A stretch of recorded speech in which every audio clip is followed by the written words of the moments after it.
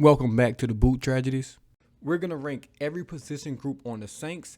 That goes from quarterback, running backs, tight ends, offensive line, DBs, linebacker, special teams. We're going to rank all of them from worst to best. I won't really say worst because we have a pretty good group everywhere. But before we do that, do want to talk about a couple things. Man, we do have a giveaway coming up at 10,000 subs. We're about 100 plus away. So if you're not subscribed to the channel, subscribe to the channel. All you have to do to be a part of this giveaway is be in the Discord. Link is in the description, and subscribe to the YouTube channel. Now, last year I did this exact same thing. Let's kind of go over that list real quickly and see what these guys were ranked. Last year, my worst position was the tight end position.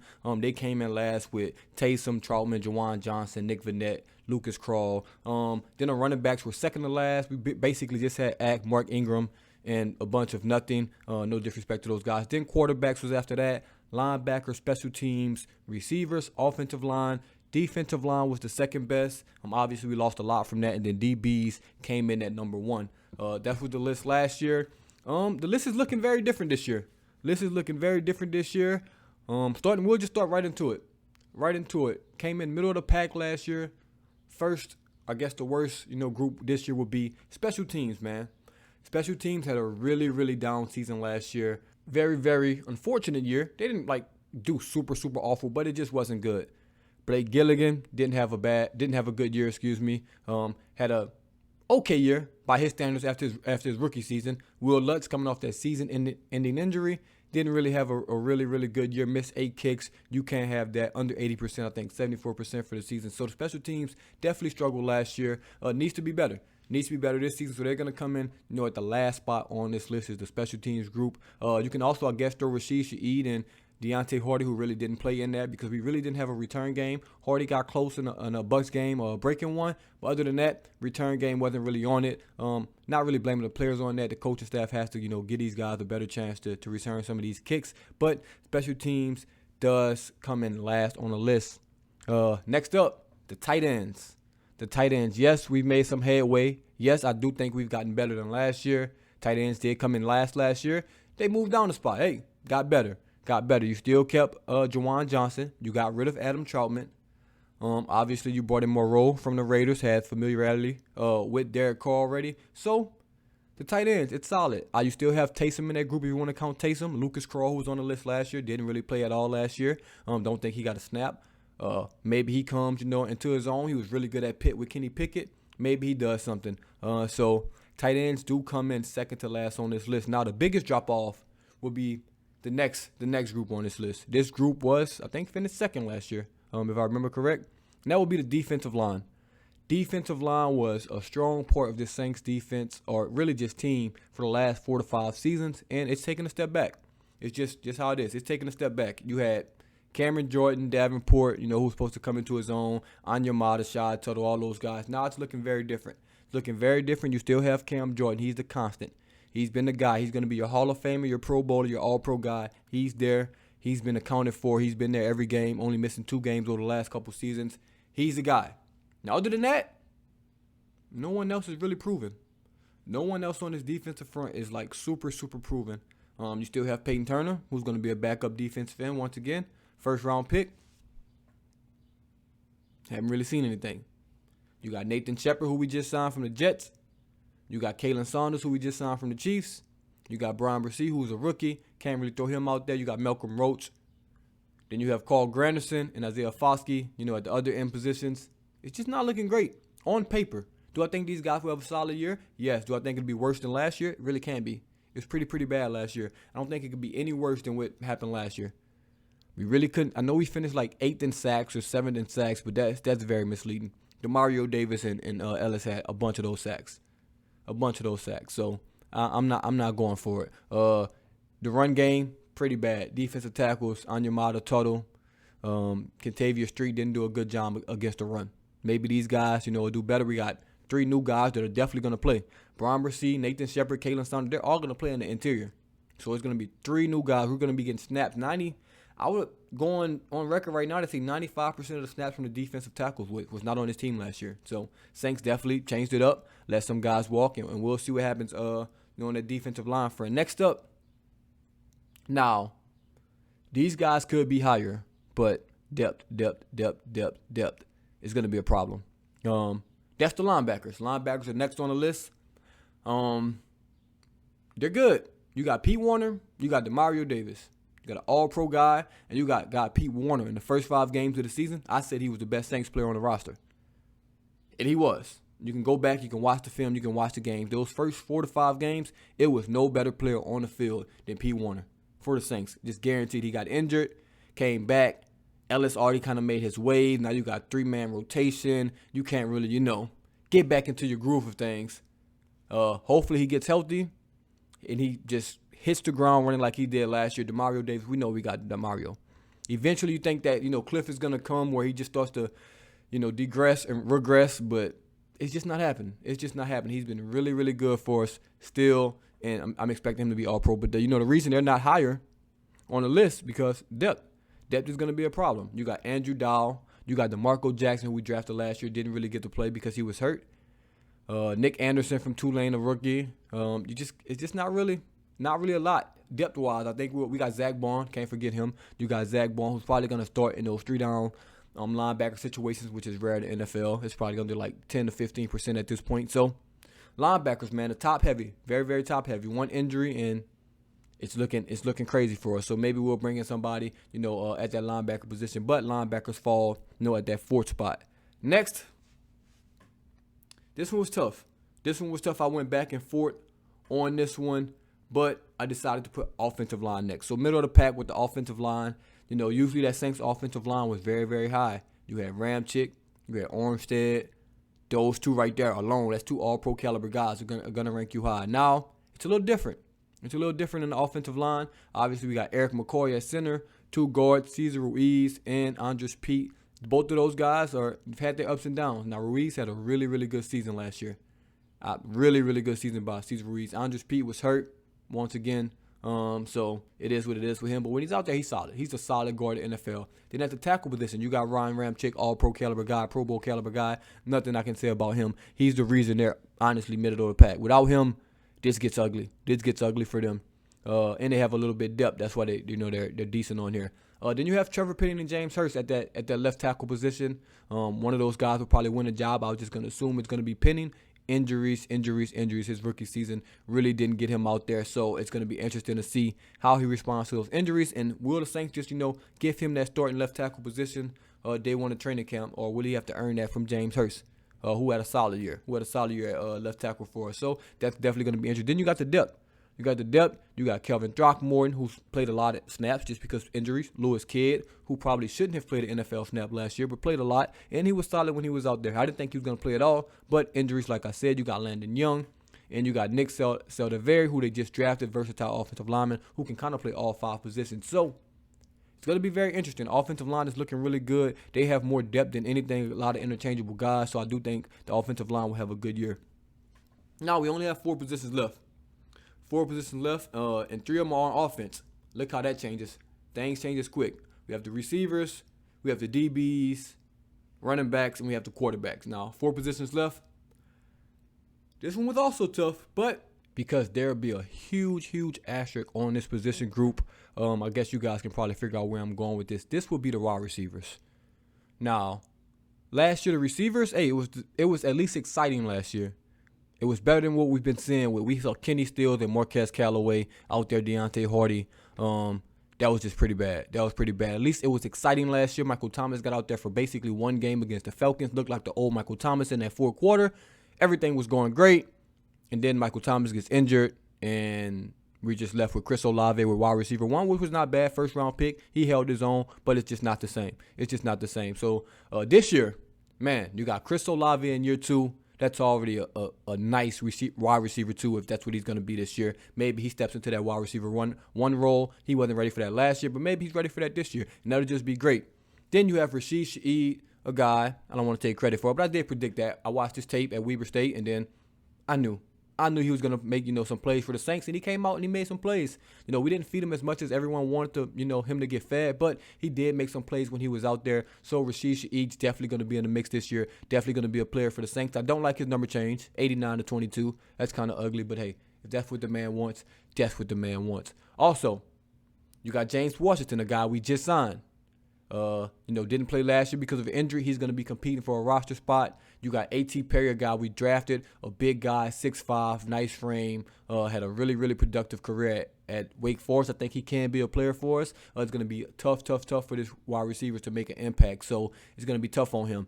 Obviously, you got Brian Edwards, who we signed. You got Keith Kirkwood, who's been on the team. Kawan Baker, who's been on the team. Kirk Merritt, who's been on the team. Malik Flowers, remember this name. I'm going to do a video on him. Malik Flowers. I'm not going to say he's the next Rashid Shaheed, but hey, Malik Flowers, keep an eye out. Then you got Shaq Davis from South Carolina State. But then the big asterisk, man, you got Michael Thomas. It's all going to come down to what can Michael Thomas do for us? Can he stay healthy? That's going to be a thing all season. I was just watching Nick Underhill, his podcast. He's basically said what I thought. That's going to be a thing all year for Michael Thomas, man. That's all year. Even if it's week 15, week 16, week 8, week 4, week 3, week 10, it's always going to be if he can stay healthy. And unfortunately, that's just where he at in his career at this point. If Michael Thomas can stay healthy, he will be productive. But can he stay healthy? That is yet, to be seen. Hopefully, we're all knocking on wood. We all, wish Michael Thomas can play 17 games plus for us. But you just don't know what's going to happen. So that's going to be the big asterisk, on the receiving room. If he was healthy and we known he was healthy and he was the same guy, they might be top 2, they might be top 3, but they fall to 4th on this list with the receivers. But that's still solid. Because I think the top 3 are pretty good groups. The top 3. And coming in number 3. This one's tricky. Now, we got running backs, DBs, and quarterbacks left. Three left on the agenda. And coming in number 3, we will go with the quarterbacks. This is a big upgrade from the quarterbacks. Last year, I think I wrote it down somewhere. I had the quarterbacks 3rd worst. We had Jameis Winston, Andy Dalton, and Ian Book. God awful. Sorry, God awful. As a quarterback room and as a unit, that's not gonna get it done in the NFL. Not gonna get it done. So obviously, we got the new kid in town, Derek Carr. He's the quarterback right now for the next 2 or 3 seasons, more than likely. He's the guy. Saints have bought into him. He's been a good quarterback in the NFL, and we'll see what he can bring. He's an above average to really good quarterback, depending on the day. Don't think he's great by any stretch of the imagination, but he's not bad, and he's not average. So that's good. He can make some throws. He can make some plays. He can go out and win you some games. He can be a game manager. So I do like that we got Derek Carr. Then your backup, a guy that was your starter and lost his job to Andy Dalton for God, who knows why, because different story for a different day. That'll be Jameis Winston. Now, it's a lot of, people that wanted Jameis Winston to start, give him another chance. He doesn't. He came back on a backup role with the Saints, took a pay cut, restructured that deal, and came back. So, you got a guy that's probably the best backup in the NFL. I'm trying to run through the Rolodex right now. If any backup quarterback I could think that's better off the top of the head, probably not. It may be one out there that I'm just forgetting about. But Jameis Winston is going to be a top-tier backup quarterback in the NFL. So, you're going to have that. And then you got number 3 and 4. Obviously, you got to throw Taysom Hill in that mix. Yeah, he's a running back. Yeah, he's a tight end. Yeah, he's special teams, but he's also a quarterback. He threw some passes last year, got a couple touchdowns. So Taysom Hill has to be in that mix. So you give me a quarterback, room of Derek Carr, Jameis Winston, Taysom Hill, and then you got a rookie. You draft a guy, Jake Haener, in the 4th round, a rookie, a guy that has a lot of good traits, good accuracy. Doesn't have the strongest arm, but he's smart. He's probably not going to play at all this season, but he's in that quarterback room, and it's already much better than the Saints quarterback room of last year. You got Winston, who's the same, Taysom Hill, who's the same. You got Jake Haener, basically, versus Ian Book, who didn't even make it, through the season. Then you got Derek Carr versus Andy Dalton, and that's just a win. That's just a huge upgrade in that quarterback room, and I can't, be more excited for Derek Carr to do his thing. He was tired of watching Andy Dalton. I know we all was. Tired of watching Andy Dalton. And next up, man, two more. I think this is obvious. Who's number 2 and who's number 1. We can just say it. DBs are going to be number 1. Let's just be honest. The DBs, they're running the show right now. But number 2, another group that has moved up the list very, very far. Last year, they were 2nd worst, and now I have them as the 2nd best. Congrats to Dennis Allen, Mickey Loomis, and those guys for, at least, doing that. That's a great roster turnover for me to have them 2nd worst to 2nd best this year. We got Obviously, Elvin Kamara, all-pro caliber guy. I mean, let's just be honest. All-pro caliber guy, Elvin Kamara, needs to stay healthy. Suspension's coming. That's probably going to happen. But it is what it is. Because even if that happens, we still have a running back one on a roster in Jamal Williams, who had a really, really good year with the Detroit Lions. Basically took over Swift's job. He became the workhorse. He ran for over 1,000 yards. He had a really, really good season. So we basically have two running back ones, two highly capable running backs that, both can do 10 carries, both can catch the ball at the backfield, both can do a lot of different things. I can't wait to see both of them in the backfield with Taysom Hill. It's going to be amazing. The running backs, big upgrade. But the biggest thing we did is we got a running back 3. And maybe he won't be a running back 3 because he's talking like he wants to be running back 1, which I love. He's probably going to start the season as running back 2 just because Kamara's probably going to be suspended. But Kendre Miller, man, he's been talking the talk. He said it's everything Elvin Kamara can do, I can do. We'll see. Hey, I hope he's right. Don't think he will be, but I hope he's right. So that's a really, really good 3-headed monster right there. Kendre Miller's not played a down in the NFL, so we'll see what happens. Then you have Dwayne Washington, who's kind of your fourth guy, your special teams guy. And then you technically have to add Taysom Hill to this package. You have to add Taysom Hill to this running back package. You also have to have Adam Prentice, who's really good at pass protection, who really be freeing up Taysom Hill on these runs at the fullback position. So you have to include him in the backs, in the running backs position. So the running backs, man, second best on the team in my opinion. Second best on the team. They have depth. They have high-quality starters. I mean, it's easier for them to have depth and high-quality starters. It's only going to be 3 or 4 guys. But out of everybody on the team, they have, good depth, good high-quality starters. It may be somebody, kids like, I think the linebacker starters are just as good as the running back, first 2. But no depth at the linebacker position. So running backs come in at number 2 for me and number 1 on the list, man. This was obvious. This was evident. Those guys put on the show last year for the most part. Debo kind of had a bad year. But the cornerbacks, the safeties, the DBs, they showed out. We were second in the NFL, against the pass last year, only to the Eagles, who the Eagles obviously had the best pass rush in the NFL. So almost NFL history. So, I mean, only losing to them, that's okay. But the DBs on the Saints, man, they started off slow. Some guys started off slow, like Tyrann Mathieu. Didn't have the best first, 5-6 games. Was missing tackles. Was not looking like Tyrann Mathieu. But those last 8 to 9 games, he was absolutely amazing. A+++ from him. But you just look at the starters. You got Marshawn Lattimore, all-pro, was injured all of last season. A fluke play that wasn't even his responsibility. Ended up getting injured on a deep ball. So he was injured basically all of last season. Then you have Paulson Adebo, who's also injured last season, but came back and played, got burnt, got cooked a couple times, maybe lost us a game here or there, but it happens. He had a sophomore slump. I was expecting much more from Paulson Adebo last year. Much more. He did not deliver on that. Not saying it's his fault, but he has to be better this year for the Saints. Then you have Alontae Taylor, a rookie, a guy that a lot of people criticized this pick. It's me. I'm a lot of people. Hey, like I said, I never criticized the player. I just didn't think we needed the corner at that time. Obviously, was I wrong because of Debo being hurt, Lattimore being hurt. We needed Alontae Taylor last year, but guess what? He was hurt as well. When he did come out there, it was against Hopkins, it was against Devontae Adams, and he was shutting shit down. Let's just be honest. He came in, and he shut things down as a rookie. But then it was a little weird because Adebo got healthy, and Dennis Allen just kept playing Adebo, and Adebo was getting cooked, and Alontae Taylor was not getting on the field. I hope that's not a sign of things to come. It shouldn't be.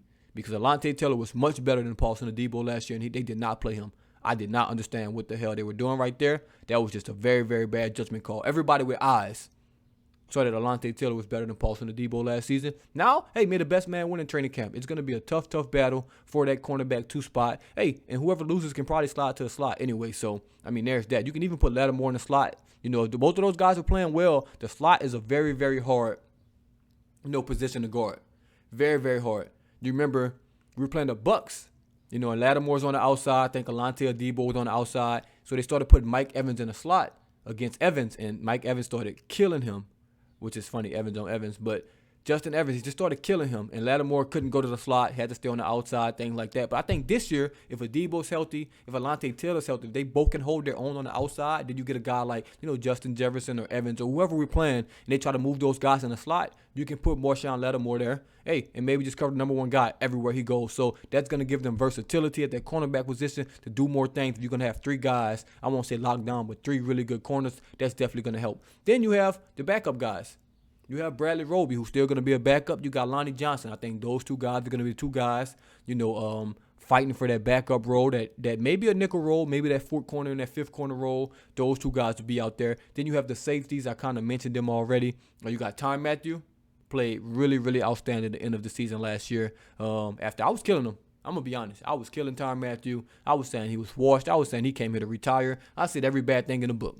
Hey, but my apologies. When I'm wrong, I'm wrong. He turned up at the end of the season. He played great, and that's all you can ask for. Then you got Marcus May, up and down season with injuries. He was coming off an Achilles injury, but he had a solid season. Wasn't like just a complete mismatch with this team. It wasn't no Jarris Bird situation where he just didn't look like he belonged on the football field. He was solid when he was out there. Gonna need to see more from him year 2.